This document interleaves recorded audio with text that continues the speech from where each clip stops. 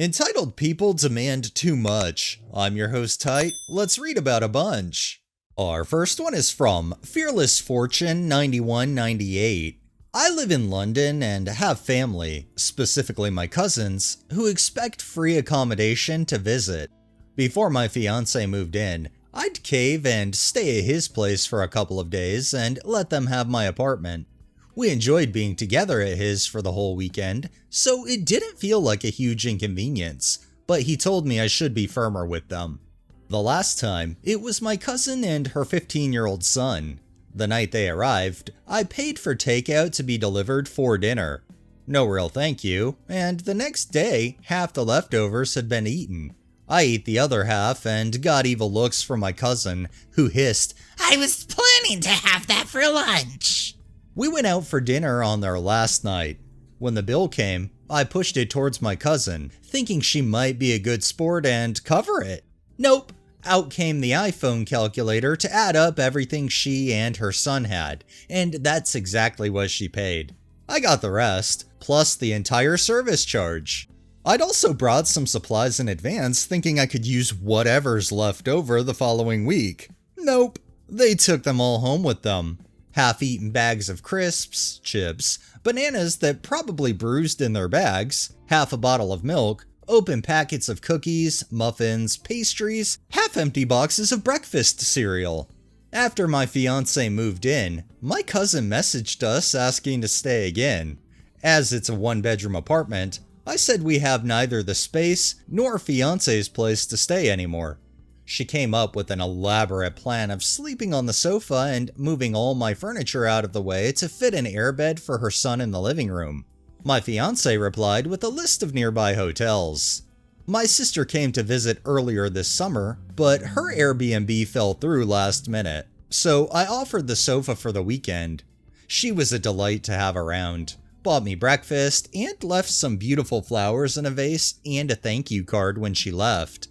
A few days later, a message landed from my cousin asking if she and her kid could stay, given I'd let my sister. My fiance replies with a list of nearby hotels. Cousin asked if she could stay on the sofa, if it's just her, and she left the kid at home. Guess what fiance replied with?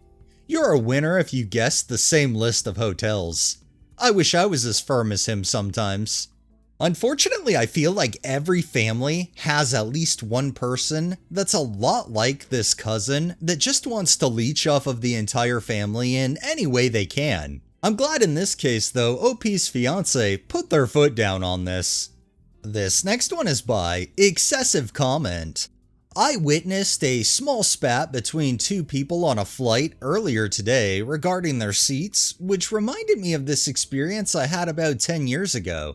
I was on a flight to attend an annual convention happening on the other side of the country with two of my senior colleagues. It was the night before the first day of the event, so the entire flight practically consisted of people in the same industry. My colleagues were busy greeting or acknowledging people as we were walking along the airplane aisle to get to our seats. I was a rookie at the time. At any rate, a woman in early 30s was sitting in my seat. She was wearing oversized sunglasses along with a pair of studio headphones over her head. Moreover, she rested her hands neatly on her lap and had her head tilted back on the headrest as if to suggest that she was asleep and not to be disturbed. Give me a break. Half of the plane hadn't finished boarding by this point. She ignored several of my initial verbal attempts at getting her attention. She ignored half a dozen gentle taps on her shoulder.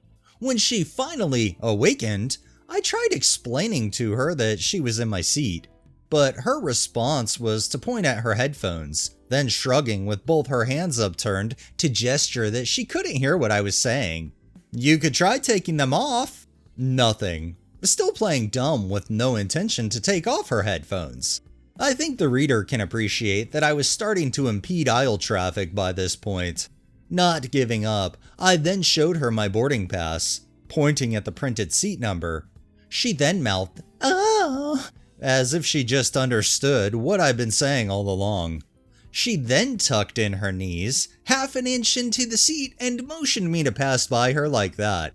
I'd briefly considered whether to give her the crotch or the ass, but I chose to insist.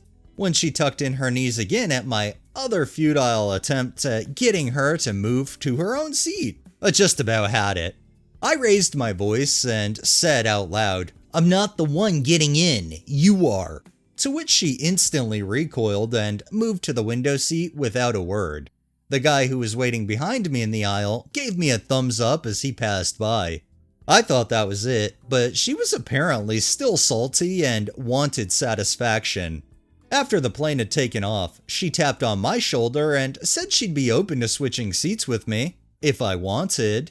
I politely declined, albeit with an almost amused look in my face.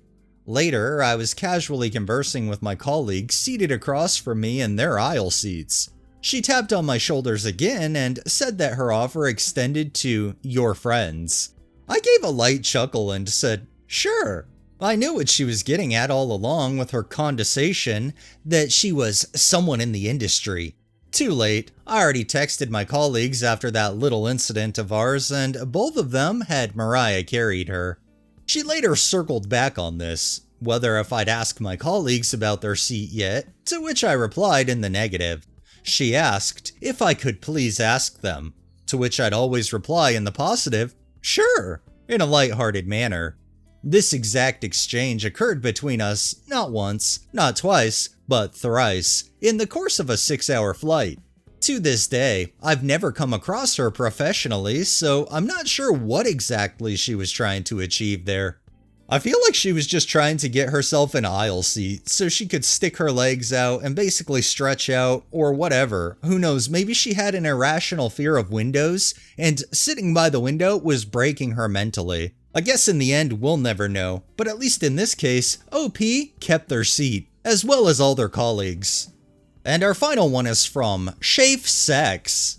I was at a stop sign around lunchtime when a woman on the corner came running over to the passenger side of my car, screeching about needing to get home. I was driving a convertible with the top down. She didn't wait for an answer, just swung a leg over the door and plopped herself into the passenger seat, saying she'd give me $5 for gas. She told me she lived in a nearby low-income public housing project.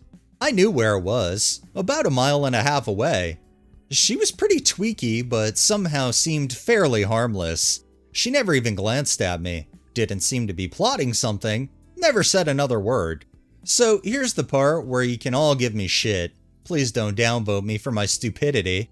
I figured it was easier to just go 1.5 miles out of my way than to deal with the drama of trying to get her out of my car. My backup plan for carjackings is to just drive into the first telephone pole I see, or rear end the first police car I spot. Airbags for the win. Better to deal with the aftermath of that than have your body dumped into an alley. So I get to the housing project. It was broad daylight, and I was right in front of the main entrance with people around, so I didn't feel in any danger. She hopped out and ran off. I wouldn't have taken the $5 even if she'd offered, which she didn't, but mostly I was pissed that she left the passenger door open as far as it could go. I got out to go around and close it when an older guy in a silver pickup pulls up. He put his passenger window down and asked did I know that woman and was I okay. I replied, "No idea who she is, but yeah, I'm fine." He explained that he'd been coming down the street behind me when he saw that woman jump into my car. He followed me to see if anything sketch was going to go down. I was pretty stunned by the thoughtfulness and told him that, wow, thanks. That was a pretty awesome thing to do. He said, "I'd have punched that bitch right out of my truck." Then he pointed a finger at my face and sternly lectured me like I was one of his kids. "Don't do that again!" Yes, sir. Of course, he was absolutely correct, and if it ever happens again, let's hope not, I might just take his advice on the punching part. But just try to imagine the entitlement of jumping into a stranger's car because you need a ride. Honestly, if she'd picked the wrong vehicle, it could have turned out a lot worse for her. It's not even just about her jumping in the wrong vehicle and something bad happening. It's about she could be collaborating with a bunch of people planning to rob you and she's trying to lure you to a location. I don't know, there's so many unknowns, it's hard to really know. But it's good that OP actually had somebody watching their back from a distance. Alright, that's enough entitlement for the day. Well, that wraps up this episode of Entitled People. If you liked the video, please drop a like, share my content on all of your social media, subscribe if you haven't already, and make sure to hit that bell so you're notified every time I upload, and drop a comment down below. It really helps with the algorithm and helps new people find my channel.